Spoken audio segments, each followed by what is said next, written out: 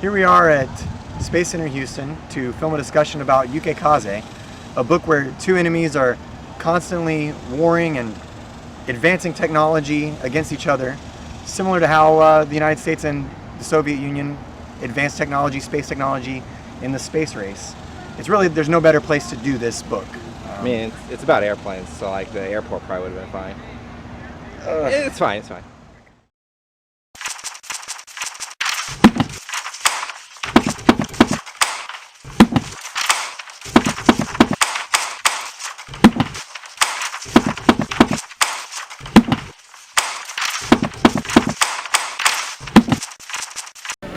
Here we are at the Johnson Space Center. It took a lot of doing, but we're here to talk about a book, Yukikaze, with my friend Michael Curry. I'm Michael Curry. Why are we talking about this book, Michael Curry? What is this? This book is considered kind of a blockbuster in Japanese sci-fi. Yeah. It kind of defined the genre in Yeah. Japan for a while. It came out in '84 as a book. It started as an article series in a magazine in '79. Did you read this in Japanese? No, I read this one in English. I read the sequel and third book in Japanese originally. Okay. The second one is in English translation now. The third one is unlikely to get translated anytime soon. All right. So yeah. Yukikaze, I would say, if we're talking science fiction, it's a hard science fiction. Definitely. And what does that mean? Soft science fiction, hard science fiction. I want to make the distinction real quick because not all my audience knows. Yep. So hard science fiction is the nuts and bolts, like the author really knows their science and their technology and they're talking about it in a very specific way. You know, like in this book that's about, these advanced, what is it called? I mean, advanced jets? It's what's the Air technical Force, term? really. An advanced Air Force. He's talking about like the main character grabbing the upper hatch lift chamber, like it's like very technical. Yeah, like the canopy cover for an ejection seat, which most people don't know even exists Exactly. until you read it. Whereas a soft science fiction would be, it's about really cool ideas, but they don't really get into the nuts and bolts. They just say like Luke Skywalker took off. Yeah, they leave the science to the Is imagination. it good, Brent? Yeah, they in a soft science fiction, they would leave the science to the imagination. Yeah. So this book, and you can say the author's name for us. Chohei Kambayashi. Okay, Chohei Kambayashi. It originally came out how? You were saying? Yeah, so it was an article series in a monthly magazine that the article series started in 1979. I don't remember when it completed exactly, but then the book released in '84. Okay. And it's called Yukikaze, but Yukikaze is the name of the ship. The eponymous aircraft. Yeah. That is piloted by the main character throughout the majority of the series. Well, and so that's what I'm saying. Is the main character the person, or is it the ship? I should say the main narrative character, Rei Fukai. It follows Rei, but he is the pilot of Yukikaze, and they're he feels that they're interchangeable. That this is his ship, and that he is the ship's pilot. Yeah, and no one else should pilot. And no one else. And he gets, okay, let's start here. This book, I was skeptical when I started reading it because I am not a huge hard science fiction fan. Yeah. And you haven't read much Japanese science fiction, so you didn't know what to expect there. Exactly. And sometimes hard science fiction can get bogged down in the details.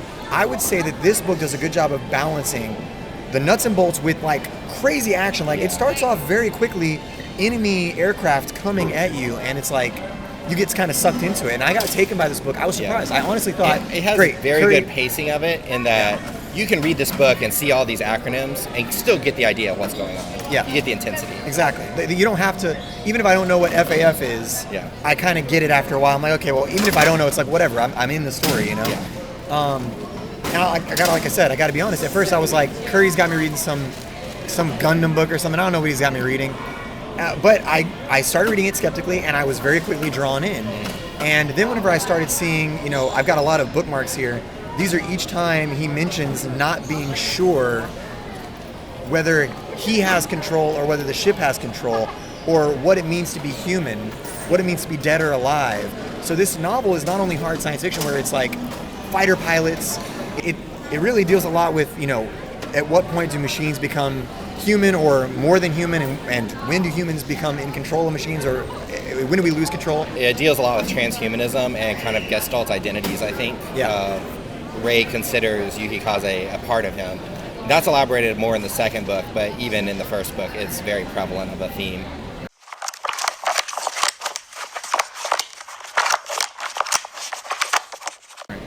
So what is the history, what is the backstory? Because the book starts and we're already on another planet. Yeah. Rey is piloting Yukikaze on another planet that they call Fairy. I think it's got a real name, but they nicknamed it Fairy? Yeah. Okay. That's kind of the backflap introduction of this book is somewhat unique. And aliens invade Earth through some portal. It's in like kind Antarctica. of unexplained. Yeah, it's over Antarctica. And humanity actually doesn't just like get whooped like in most sci-fi. A lot of it. They fight back with conventional weapons, team together, and push them back through the portal, and then attack through the portal themselves. Yeah. And discover the planet Fairy, from which they have since set up a base and have been fighting against the alien threat for many years now. And it almost, you get a sense of futility from Rey and from other characters of that. Certainly. What are we doing out here? And a lot of they have really unconventional ways of like getting these pilots into the program. Like Rey is. Yeah, it's very much a foreign legion. Yeah. It's a foreign legion. Yeah. And what's cool about it is there's a lot of science fiction that sort of deals with humanity kind of finally stops fighting and bands together against an alien force, right? So that happens in this, but that's the backstory for this. Yeah, it's already struggling to maintain any form of unity. Yeah. And in that's fact, the crazy thing is we see in this foreign legion that is made up of misfits, criminals, castaways, and some people of genuine interest in serving humanity as a whole, that they have a unique identity as global people that people on Earth have already lost again. Exactly. Well, and what I think is really cool about that is that's one thing that this book deals very realistically with. Is I've seen a lot of reviews. I was looking at stuff online, and a lot of the stuff in this book is in Japanese, so I couldn't do as much research as I wanted to. Yeah. So I'm hoping that you got a lot for me. But a lot of the reviews were like, oh, this is totally a Japanese book. It's very emotionless, and it's very this, and it's very like straightforward. And yeah, there is that in it. It's very quick and cut, but I think that's more of a style thing for what it is. It's an action book. Yeah. Because I was reading people saying like, the characters in it, I don't really feel like they're real three-dimensional characters. And some of them I would agree there's some one-off characters. It's kind of short stories put together. But I would argue that he does a really good job of, like you said, showing the international identities and how putting people with international identities has an effect on them, and how people that are off in solitude on this other planet alone with machines only as their partners, how they would process that. I think it's a really good exploration of human emotion. Yeah, it's a different analysis of human emotion. Yeah. In fact, we also see in their culture that they develop a kind of shorthand military language that people on Earth have trouble speaking to them anymore. Yeah. Because of their isolation and the necessity of efficient talk. Yeah. I mean, and this could be true. I was thinking about it. Forget going to space. This could be true on Earth. You know, for people who go and join the military, join the Air Force, they might feel like this even on Earth. Yeah, they're going to be isolated at their bases, especially in foreign countries. Yeah. And this is really just an evolution of that thought. Do you know if he served any time? Because he I'm knows not so familiar. much. He's either done amazing research or he served at some time, because it's really well done. The last thing that I wanted to say about sort of how Chohei deals with his characters and how they have cool personalities that I think it makes sense that they would have developed in this atmosphere is he has other characters. You know, like I said, some reviewers would be negative about it, say they're like one-off characters in these short stories. But I think what Chohei is doing is he's bouncing different personalities and different types of characters off of Rey, and sort of, I mean, there's a reporter character who comes to this planet with a very big bias, and it reminds me of sort of the home front versus the military mentality that exists here. Of the guy goes there and he's like, we don't really need this ferry base anymore. I don't even believe that these aliens are real. It felt like what's it got? Alex Jones type of thing. Like he was like, this is a conspiracy. Like these aliens aren't even real anymore. This fight isn't even real anymore. We're just putting money into this project that's not even real. Yeah. And he felt like it was a big global conspiracy. And then he goes out and flies with Rey, and one-off character. But I thought that it was kind of his growth as his flight with Rey progresses is very real. Yeah. Very visceral too. I think so. I think you really would feel the same if you were in his shoes. Yeah. And then, another thing also with the characters is Rey and his unit, his wing, are specialists that are picked because of being antisocial and the like. Yeah. And so you end up with a lot of antisocial conversations in the book. Yeah. So when you see these one-off characters, they're very different. They're a stark contrast to Rey. That's true. Okay, so we mentioned that these aliens invade, right? Yeah. The nature of these aliens. So it's very mysterious. And you learn, really don't find out until the end of the book, for sure. You learn more and more as it goes on, but there is sort of a mechanical, robotic base. Certainly. Is what you get. And there's sort of, I don't think this is too big of a spoiler, but Rey starts to notice that it seems like these aliens are not really fighting them, that they're fighting more the machines of the humans. Whereas, like, they'll only fire at the ships, or they'll only fire at, like, artificial parts or something like that. Yeah, they mention early on that, it feels like they don't even recognize humanity. These aliens. In a sense that they fight purely in the air. There's no communication between the aliens and the humans. Certainly, no communication. There's no ground-to-ground warfare, even. Yeah. So, in a sense, they have a bird's eye view of the battle only. Yeah. So it's hard to really determine what they're fighting against. That's true. Yeah, and that's the cool thing is like Rey, he's this isolationist guy who I feel like wasn't he like a criminal or something? He was like. They don't really elaborate. Okay. They do say that he was forced into the program, essentially, though. So Rey was forced into this program, and he's antisocial, but he's going out on these missions, and he's a very diligent soldier. He follows his mission. His mission is to get Yukikaze back every time. Yeah. It doesn't matter what happens to the other ships. Yukikaze has to come back because Yukikaze is getting data, information, that kind of thing, reconnaissance. It has to come back no matter what cost. Yeah, especially they emphasize in this war how much information is valuable. Information is very valuable because every time one side advances, the other side advances in technology and AI and all that stuff and tactics and stuff like that, right? So Rey is going off on these missions, and he is, even though he's doing his job, he's being a good soldier, he's also analyzing the enemy, and he's pondering, and you're getting a lot of his ponderings throughout the book. Yeah. And he's wondering what they're like. Why haven't they talked to us? Why haven't we talked to them? Why don't they have ground forces? Why haven't I ever seen them? Mm-hmm. Am I actually fighting the enemy? And one of the cool things about it was there was a lot of science fiction concepts that I suspected.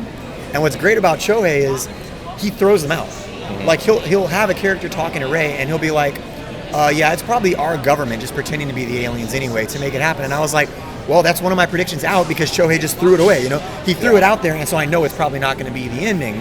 Right. So Chohei's like throwing out all of these things that he knows. So he also has an experience with the science fiction genre. Certainly. Because he's throwing them all away like, nah, this is not it, this is not it, this is not it. I'll let you see what it is later, And I thought that was kind of cool too. Yeah.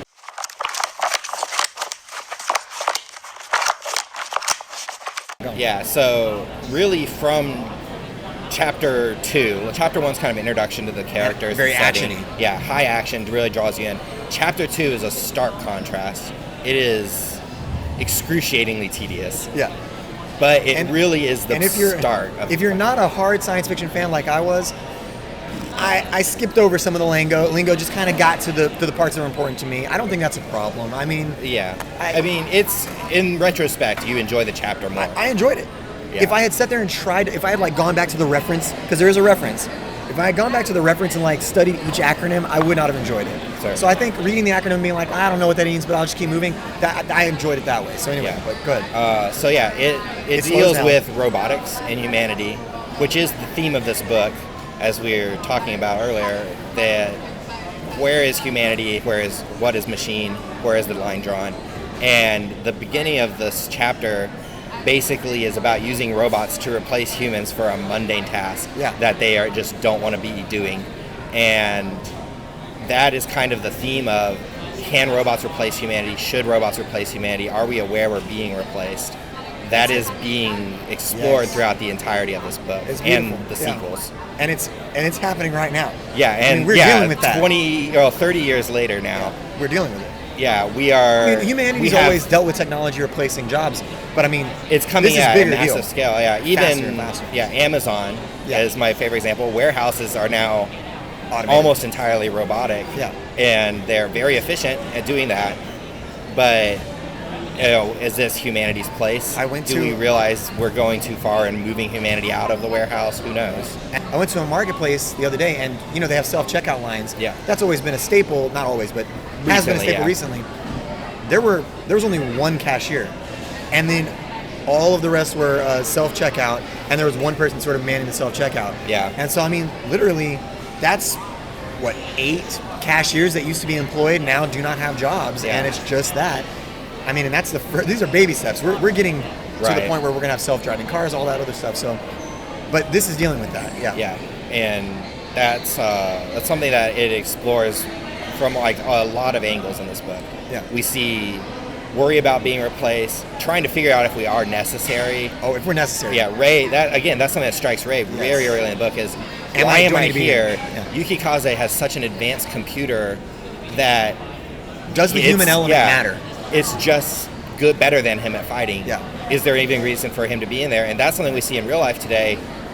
The drone warfare, it's taking the human out of it to the point where we don't have to risk a human to have this aircraft in the air.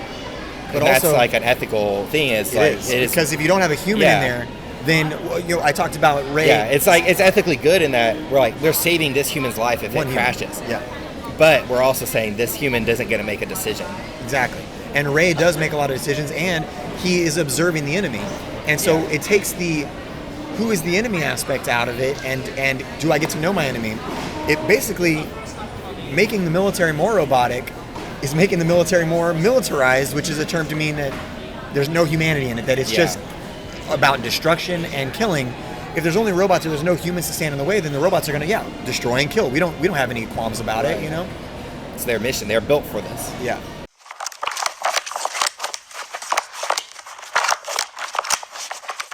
So, one of my favorite chapters in this book is, I think it's chapter 5. It's about snowplows, of all things. Yes. A snowplow driver. Yeah, snowplow driver and his little Cold War with robots that are on the human side, supposedly. Yeah.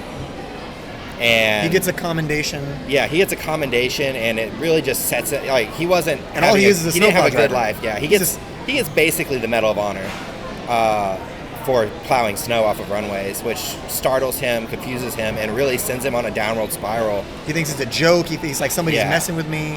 Whatever. And we do find out why this happens, but this is it's a kind of an evolution of artificial intelligence achieving its goals in a way that humanity didn't expect. Yeah. And I have kind of an anecdote from when I took an intelligent robotics class in college. Again, Amazon. They were starting their warehouse robots kind of training. Yeah.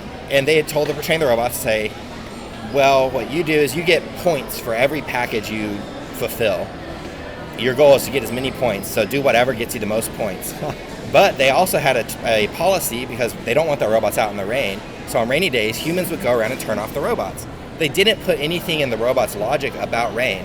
So on rainy days, they discovered after a couple months of training that robots would avoid humans on rainy days because they wouldn't be able to score points if they got turned off. Oh my goodness. Wow. And that struck me immediately when I read this chapter again, of saying this was a perfect example of machines being machines, learning to do what they're told to learn, regardless of whether that's good for anyone or not. Right. And I mean, again, I don't want to spoil that chapter because it is an interesting chapter.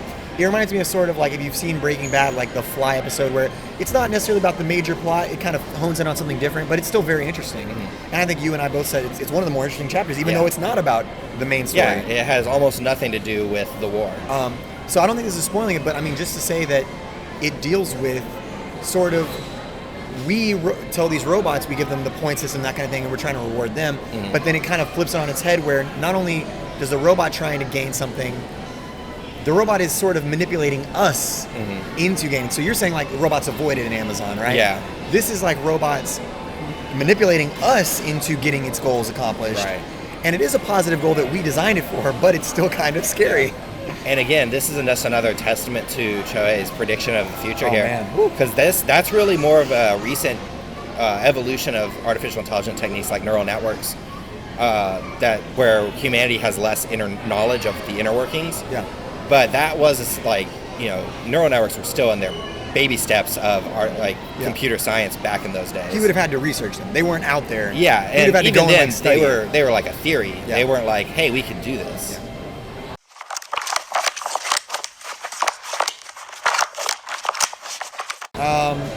My robot overlord has trained me to respond every time it vibrates.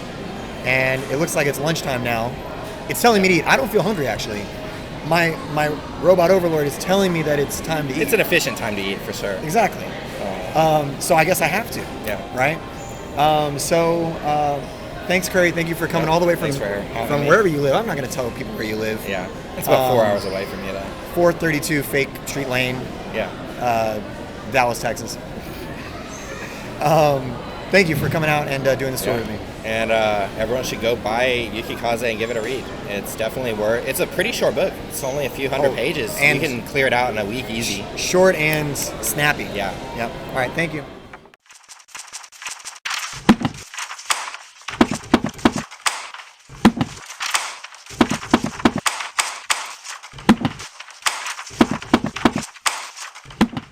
Go ahead and say, this is John Gets Lit in Japanese for us real quick. Just looking at the camera. This is John Gets Lit in Japanese. Say it real quick. これは John Gets Lit. よろしくお願いします I didn't think you were going to do it. Yeah. I thought it was going to be a comedic moment where he goes, no. But he actually did it. All right, great. For the tape. No. Yeah. You can take your choice.